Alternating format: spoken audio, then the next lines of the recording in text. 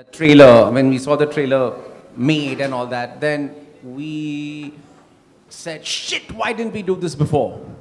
And we went back to the film and did some tweaks and reapplied for just some creative changes.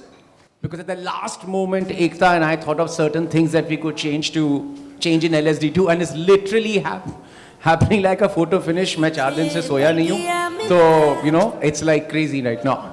Absolutely, I think social media, it's all around us, and everyone is loving it on social media. So I think that's a bonus in itself. That I don't know about because I'm not on social media. Pratik Vats and Shubham, ये दोनों writers थे story के, उनके stories थे, and the energy to do the film came from Ekta, whose idea it was to suddenly call me up one day and say कि LSD2 बनाते हैं. There's enough time has gone by. Absolutely, I think the work shows and the effort shows. So give it up for Dibakar Banerjee, everyone. Bonita, firstly, congratulations, because you are the first trans woman who's playing a lead in a Hindi film. So I think huge round of applause and congratulations for that. Thank you so much. Bonita, आप इस journey को कैसे देखते हो? Because we've seen the character intros. उसमें दिख रहा है that you started with a job of 10 to 15,000. You are now on stage launching the trailer of your film in front of these media, and the fans. It is a huge thing. I want to know about your journey. It's crazy मेरे लिए बहुत ही huge transformation रहा है मेरी ज़िंदगी में, जहाँ मैं एक गांव में मैं जब थी, छोटे से गांव में, आई फेल्ट लाइक ऐसा सपना तो मेरा कभी भी सच हो ही नहीं सकता है.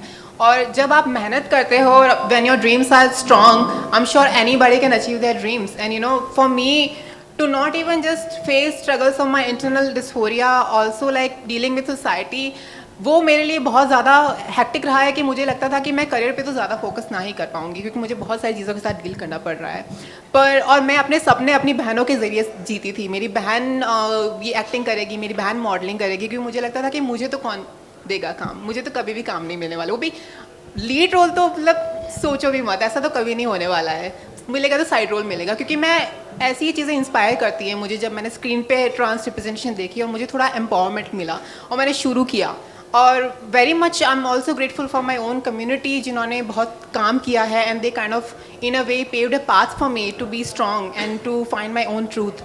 And I'm very, very grateful of, the production, the Bakar sir, कि I am here and they found something in me that felt honest to the story. And I'm very, very proud to be channeling the character of Kullu, because it tells a very realistic story of a majority of trans people who are facing so many things in their life, and which is not even talked about very often.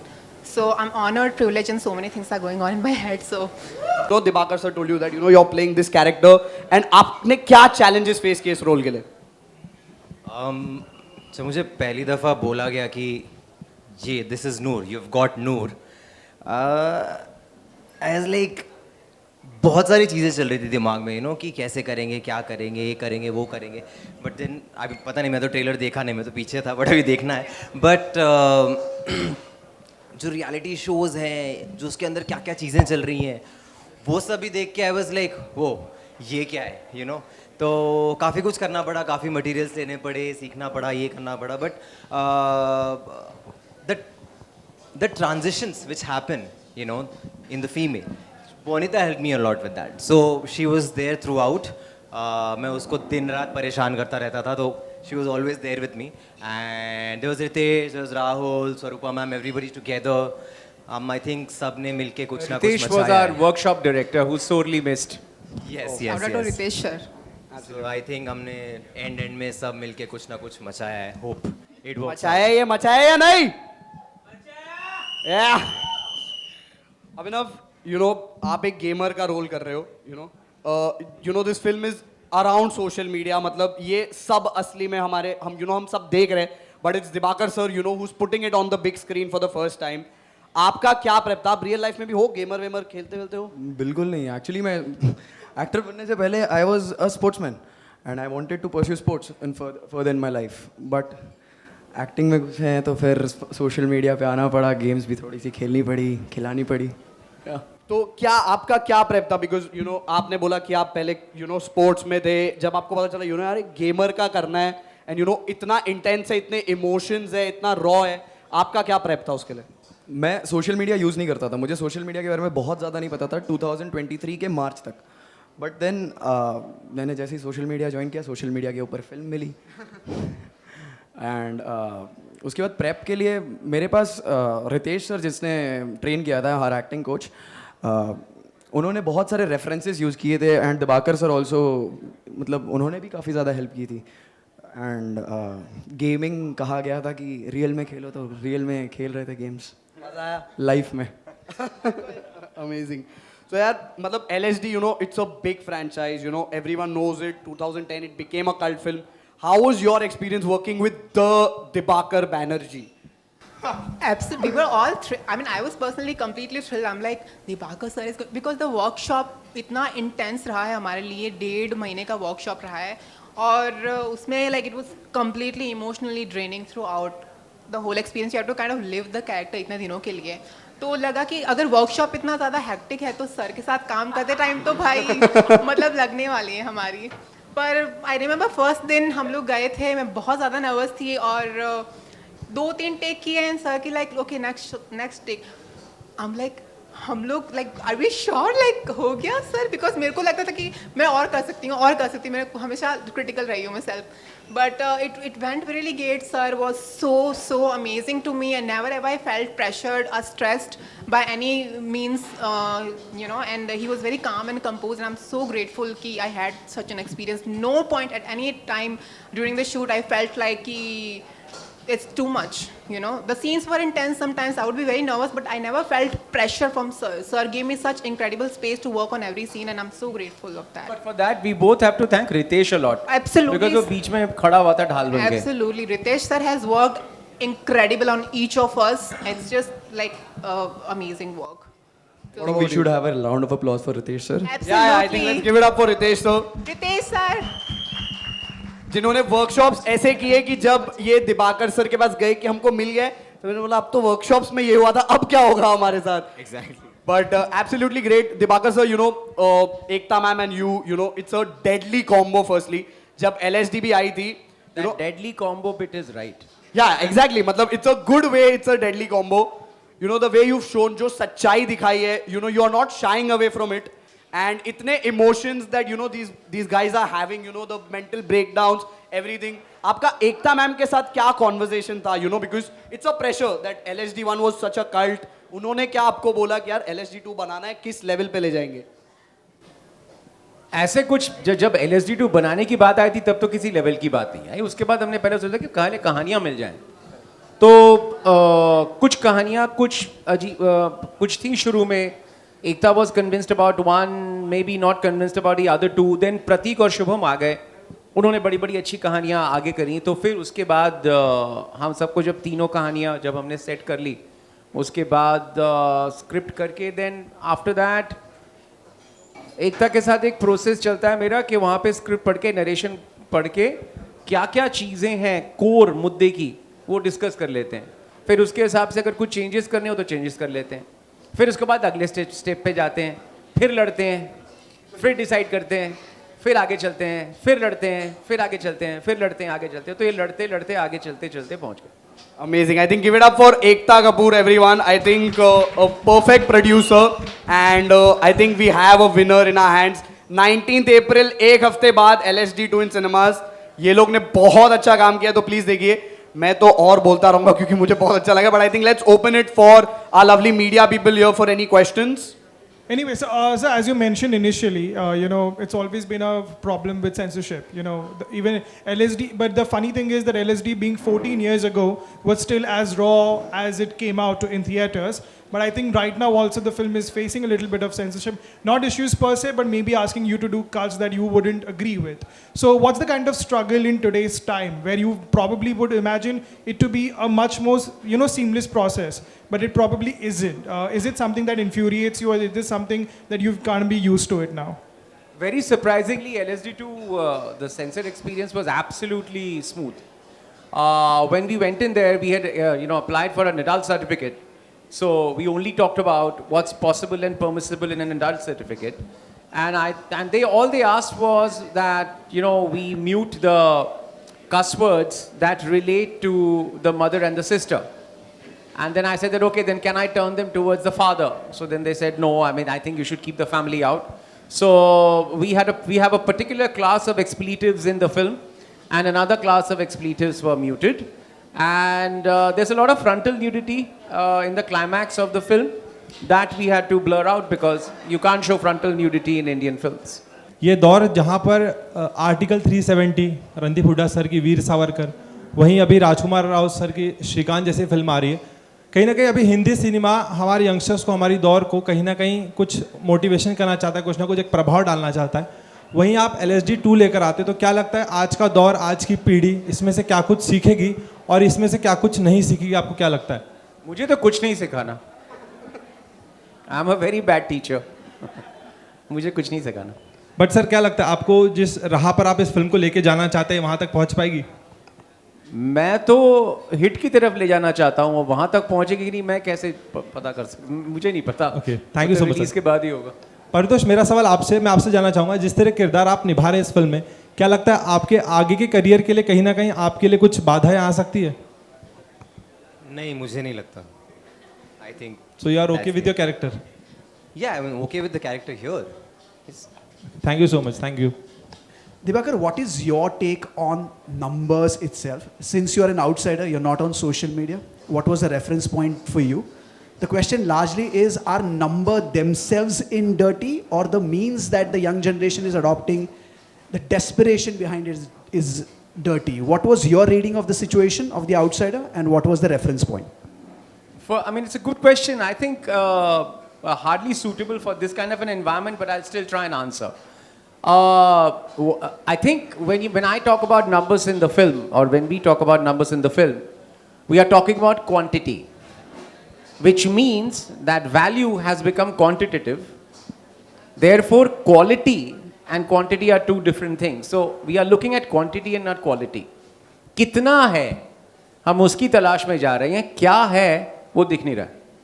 तो कितने की, मतलब जो कितने की जो chase है, कितने के पीछे जो हम भागते हैं, एज अगेंस्ट क्या के पीछे भागना, तो वो ये कितनों का खेल है. पब्लिक की तरफ से नेगेटिव या पॉजिटिव वो पिक्चर कैसे परफॉर्म करती है उससे पता चलता है.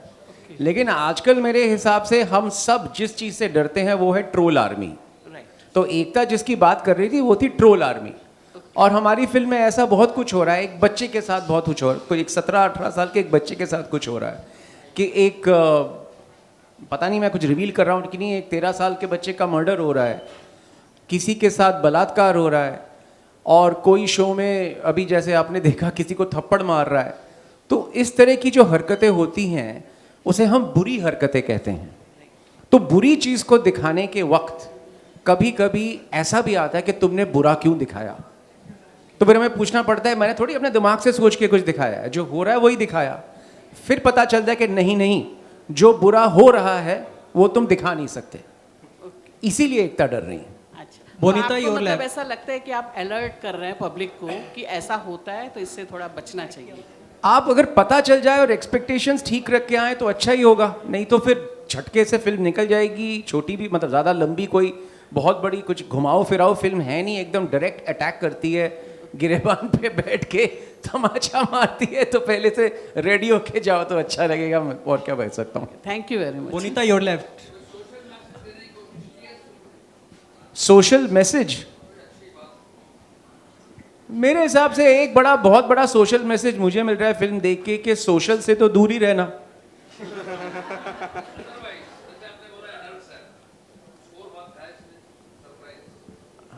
अब वो आप देख लो, वो आपके लिए क्या सरप्राइज है वो मैं नहीं बता सकता, आपको देखनी पड़ेगी.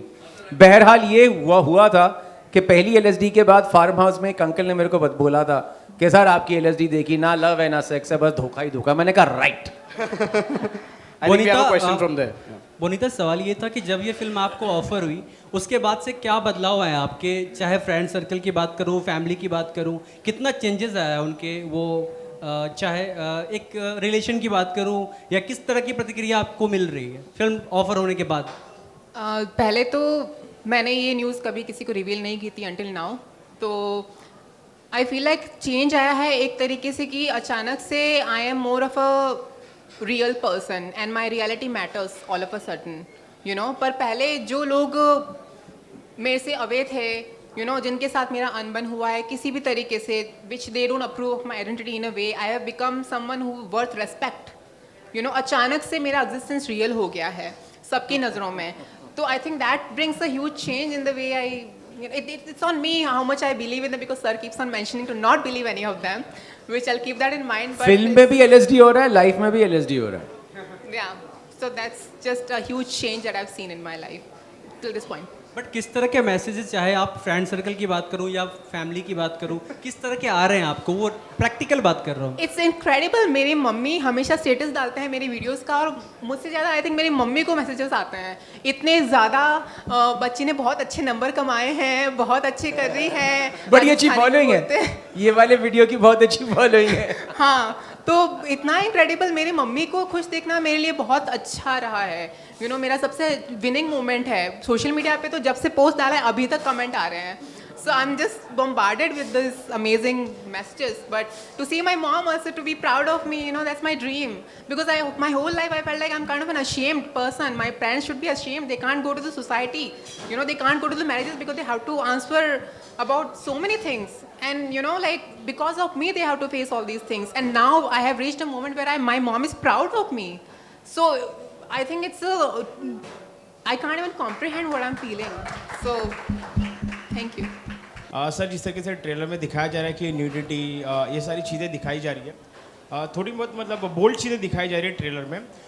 मुझे आपसे जानना है कि कितना चैलेंजिंग रहता है to show to present this such type of contents towards the audiences. And मैं आपसे जानना चाहूँगा कि ये बोल्ड स्टेप लेने के लिए आपको क्या क्या प्रयास करना पड़ा था? पहली बात तो सेंसर के हिसाब से फिल्म बनानी पड़ती है. दूसरी बात सेल्फ सेंसरशिप करनी पड़ती है. और फिल्म बनने के बाद सेंसर की तरफ से आपके फिल्मों के लिए क्या रिस्पांस रहता है, वो भी मैंने भी बताया. सेंसर ने कोई चेंजेस, ऐसे कुछ नहीं चेंजेस मांगे. हमने अडल्ट सर्टिफिकेट की याचिका दी थी तो उन्होंने हमें गालियाँ, माँ बहन की जो गालियाँ हैं उनको म्यूट करने को कहा. तो मैंने कहा क्या मैं बाप की गाली दे सकता हूँ? उन्होंने कहा नहीं, आप माँ बाप बहन तीनों को गालियों से अलग रखें. तो मुझे बाकी किस्म की गालियों का मोहताज होना पड़ा, उतना ही हुआ. और उसके बाद जो भी मतलब संपूर्ण नग्नता के जो सीन्स थे उनको ब्लर आउट करना पड़ा, पूरे न्यूड सीन्स को सेंसर की तरफ से. बस यही, और हमें पता था यही होगा और हम तैयार होके गए थे क्योंकि अडल्ट सर्टिफिकेट फिल्म थी. और बहुत ही स्मूथ गया सेंसर का प्रोसेस, और लगा कि कुछ सोच समझ के वो फिल्म को देख रहे हैं और सोच समझ के उन्होंने फिल्म को सर्टिफिकेशन दिया. तो ये मेरे लिए एक बहुत ही सुखद एक सरप्राइज रहा. बाकी प्रयास, इस फिल्म को बोल्ड बनाने के लिए प्रयास करने की क्या कोशिश करी गई वो मुझे पता नहीं, क्योंकि कहानी जैसी थी, जो कहानी हमने लिखी वैसे ही शूट की, तो उससे ज़्यादा कुछ करना नहीं पड़ा. क्योंकि कहानियों में आप जिसे बोल्डनेस कह रहे हैं वो बेसिक कथानक कहानियों में ही था. मतलब मैं क्या ही बोलूँ. Right now I'm really out of words. I just want my craft to speak for me, and that would be really enough for me. Thank you. I'm very, very excited. It's been more than a decade for me personally as an actor in this industry, and it's my first film. So you can actually understand the butterflies in my stomach. I can't talk for the rest of them, but I'm really excited. I mean, मैं बोल भी रही हूँ तो मेरे lips shiver कर रहे हैं. That excited I am.